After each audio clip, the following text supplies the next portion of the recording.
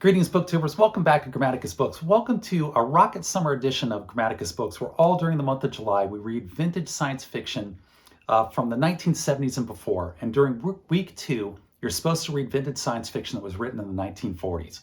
So here today on the channel, we're going to do Rocket Fighter, a book that was written in 1963 by Mano Ziegler. It's an autobiographical work about his time as one of the very first rocket fighter test pilots of the very first rocket fighter planes ever created that he was testing for Germany in 1943, 44, and 45. Now, I hear what you're saying. That doesn't sound like science fiction. It doesn't sound like it was written in the 1940s, and it wasn't. But if Steve Donahue over in his channel can bend and break the rules for Rocket Summer, then we can do the same over here in Grammaticus Books. And the reason that I picked up this book here for Rocket Summer is because in week 1, when I was talking about books written in the 1930s or before, I did this Amazing Stories Pulp Fiction magazine from April of 1939. And on the back of it was a picture of what they proposed a future skyfighter might look like. And this actually wound up looking amazingly like the ME-163 Komet, which was the first rocket plane ever produced in the world that Mano Ziegler wound up flying. And Joseph Reed's Books saw that over on his fantastic channel, and he got a hold of me over here. And he says, Grammaticus, you got to read this book, Rocket Fighter. It reads just like science fiction. And I'm like, oh, it happened in the 1940s. It reads just like science fiction, and it does. So here we are in Rocket Summer, and that's why we're doing it for Rocket Summer. But the book is about Mano Ziegler's time as a test pilot with Test Commando number 16, where these rocket planes would come off of the factory lines. They would arrive here and they would test these planes out. In 1943, they were trying to get them operational. And then after they got them operational, he would test out the new planes as they came off the factory before they went to the front lines. And these planes were some of the most dangerous planes ever produced. They were produced in mass numbers because they could explode for no reason at all due to the combustibility of the rocket fuel. They had all kinds of issues because they were pushing the technology way past the limits of where aeronautics was at the time, and they were exceptionally dangerous, probably some of the most dangerous planes ever made for the pilots who flew them. So the plane itself was only 18 feet long, which is amazingly short. It had a delta wing, which was revolutionary at the time. It had no tail stabilizers. It just had a vertical tail stabilizer with no horizontal stabilizers, which was radical as well. The engine only weighed 365 pounds, which is amazingly light. It was held into the plane by 4 bolts only. And even though it only weighed 365 pounds, it could produce over 2,000 pounds of thrust, which could get it from the ground to an altitude of 40,000 feet in less than 3.5 minutes. And this was critical to the German high command because a fighter plane propelled by a propeller took over half an hour to get to that altitude.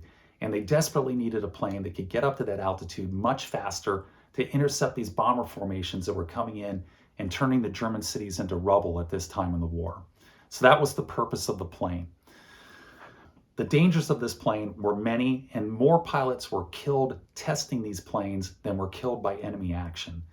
The plane had a binary fuel component, meaning that it had 2 different types of fuel when mixed together became combustible and then were directed out the back of the plane. And the one component was called T-Stoff and the other was C-Stoff.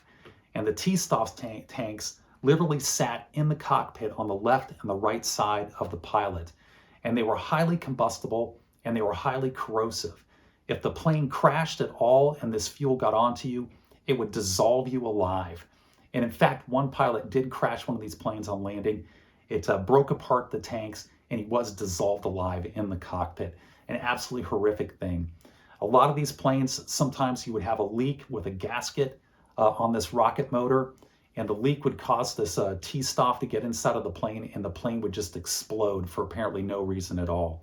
If the plane crashed for any reason at all, or if it received any type of damage, it could cause a leak in the engines and the tank compartments of this T-Stoff and C-Stoff, and again, the plane would just explode, killing the pilot instantly in just an absolute fireball. The plane also wasn't pressurized.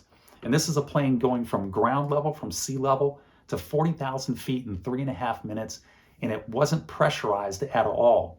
So the pilots had to go into pressure tanks in order to get their bodies acclimated to the high altitude pressures and the rapid changes in pressures. They had to eat special diets to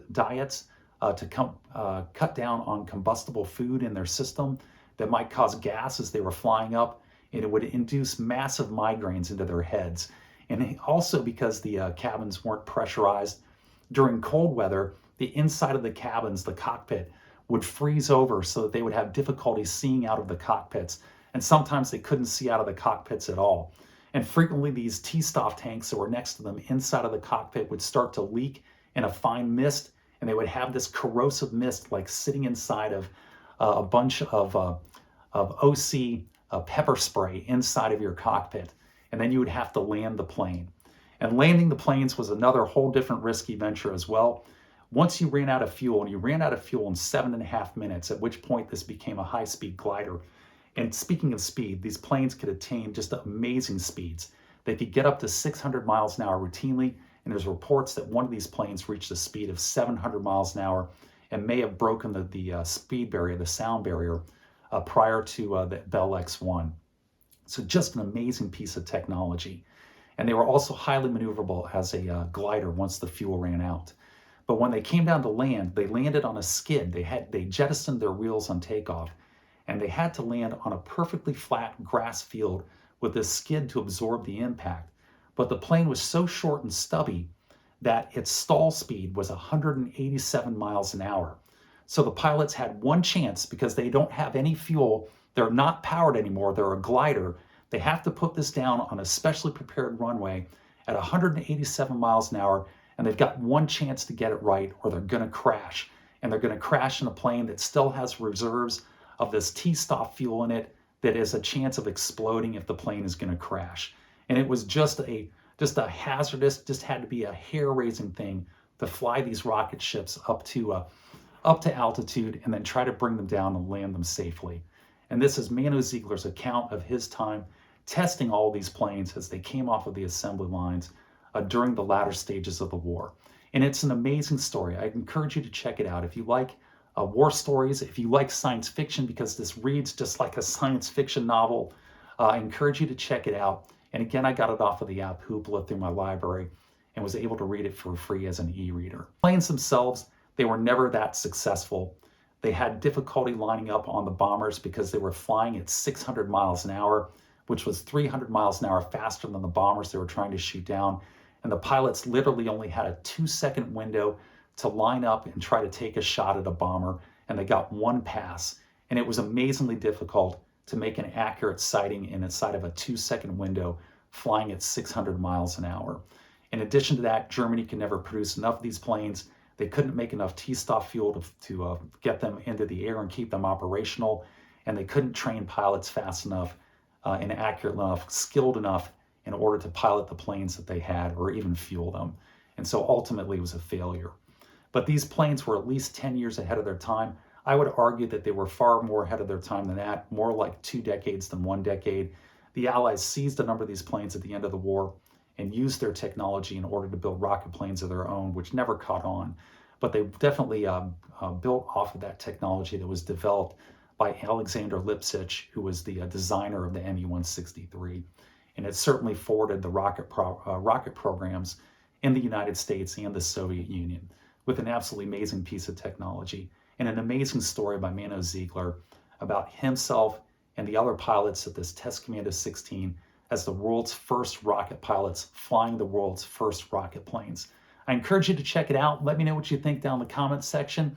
And with that, I'm going to wrap this one up and say take care, be safe, and I'll catch you guys next time.